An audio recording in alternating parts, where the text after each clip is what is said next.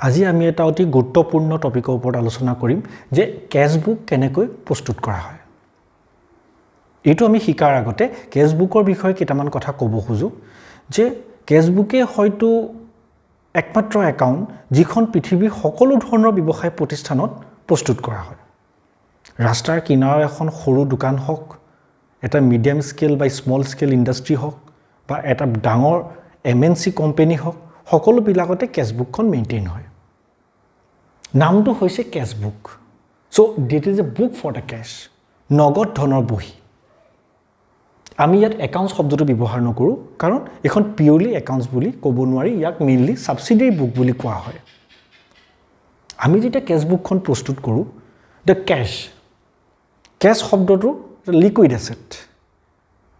এছেটে আমাৰ কোনটো principle follow' কৰে? ৰিয়েল একাউণ্টছৰ। চ' ৰিয়েল একাউণ্টছৰ প্ৰিন্সিপলটো কি? Debit what comes in, credit what goes out.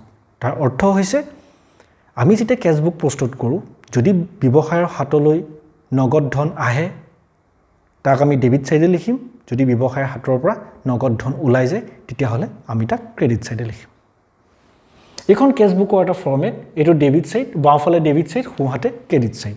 আমি ইয়াক আৰম্ভ কৰিম টু বেলেঞ্চ BD, মানে অপেনিং কেছ বেলেঞ্চ। ই প্ৰকৃততে লাষ্ট পিৰিয়ডৰ ক্লজিং কেছ বেলেঞ্চ হয়। তাৰ পাছত আমাৰ এই ডেবিট ছাইডে কেছ ইনফ্ল' মানে কি? যে ব্যৱসায়ৰ হাতলৈ কি কি উৎসৰ পৰা নগদ ধনৰ আগমন হৈছে। যদি ব্যৱসায়ৰ হাতলৈ কেছ আহে, যি যি উৎসৰ পৰা আহে আমি ইয়াত লিখি যাম। একদম very simple. Debit what comes in, what মানে কেছ। যদি হাতলৈ নগদ ধন আহে ই ডেবিট ছাইডে বহিব।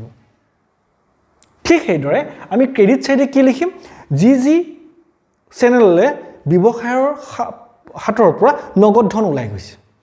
এটা ব্যৱসায়ে য'ত নগদ ধন দিব বিভিন্ন খৰচ পাতিৰ ক্ষেত্ৰত, সি কেছবুকৰ ক্ৰেডিট ছাইডে বহিব। ই কোনটো প্ৰিন্সিপল ফ'ল' কৰে? Credit what goes out. আকৌ কৈছোঁ, ইয়াত হোৱাট মানে কেছ। যদি ব্যৱসায়ৰ পৰা নগদ ধন ওলাই যায় ই ক্ৰেডিট ছাইডে বহিব। শেষত আমি ইয়াক শেষ কৰিম by balance CD, that represents closing cash balance. যে কেছ আহিছে, কেছ দিছোঁ, তাৰ সৰ্বশেষত আমাৰ হাতত কিমান নগদ ধনৰ পৰিমাণ বাকী ৰ'ল তাক আমি ইয়াত লিখিম। উদাহৰণস্বৰূপে ধৰি লোৱা হওক মোৰ এটা পাৰ্টিকুলাৰ পিৰিয়ডৰ আৰম্ভণিত মোৰ হাতত 10,000 টকা আছিলে। বিভিন্ন উৎসৰ পৰা অহা ধন সৰ্বমুঠ 40,000, 10,000 প্লাছ 40,000। চ' ব্যৱসায়ৰ হাতলৈ কিমান ধন আহিলে? 50,000 টকা। আমি সেই সময়ছোৱাত মুঠ 30,000 টকা খৰচা কৰিলোঁ, অৰ্থাৎ 30,000 টকা নগদ ধন দিলোঁ। 50,000 আছিলে, 30,000 দিলোঁ। কিমান বাকী থাকিলে? 20,000। এইটোক আমি ক'ম ক্লজিং কেছ বেলেঞ্চ। ই বহিব বাই বেলেঞ্চ CD ৰূপত। আমি কেছবুকখন বনাওঁতে অকল এইকেইটা কথা সদায় মনত ৰাখিলেই হ'ল, বাকী একো মনত ৰাখিব নালাগে। যে যদি কেছ আহে ব্যৱসায়লৈ ডেবিট ছাইডে বহাম, যদি কেছ ওলাই গৈছে ক্ৰেডিট ছাইডে বহাম। ই ষ্টাৰ্ট হ'ব এটা অপেনিং বেলেঞ্চ দি, শেষ হ'ব এটা ক্লজিং বেলেঞ্চ। আৰু এটা ইম্পৰ্টেণ্ট কথা, কেছবুকখন প্ৰস্তুত কৰা হয় সম্পূৰ্ণ কেছ বেচিছ অফ একাউণ্টিঙৰ ওপৰত। কেছ বেচিছ অফ একাউণ্টিঙে কি কৰে? কেছ বেচিছ অফ একাউণ্টিঙে অকল কেছ ট্ৰানজেকশ্যনবিলাকহে গণ্য কৰে। অৰ্থাৎ যিবিলাক লেনদেন নগদ ধনৰ মাধ্যমত সংঘটিত হয় তাৰহে কেছবুকত স্থান আছে। যিকোনো ধৰণৰ বাকী লেনদেনৰ কেছবুকত অন্তৰ্ভুক্ত কৰা নহয়। অৰ্থাৎ যদি লেনদেন বাকী হয় ই কেছবুকত নাহে। প্ৰকৃততে কেছবুকখনে আমাক কি দেখায়? যে মোৰ নগদ ধন কিমান পৰিৱৰ্তন হৈছে, কিমান বাঢ়িছে বা কিমান কমিছে। বাঢ়িলে ডেবিট ছাইডে, কমিলে ক্ৰেডিট ছাইডে।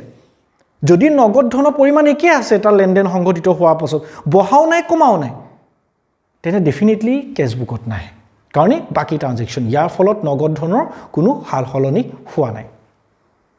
আমি এইটো প্ৰিন্সিপল ফ'ল' কৰি কেছবুক বনাম, কাৰণ কেছবুকখন শুদ্ধকৈ বনাবলৈ জনাটো খুবেই দৰকাৰ।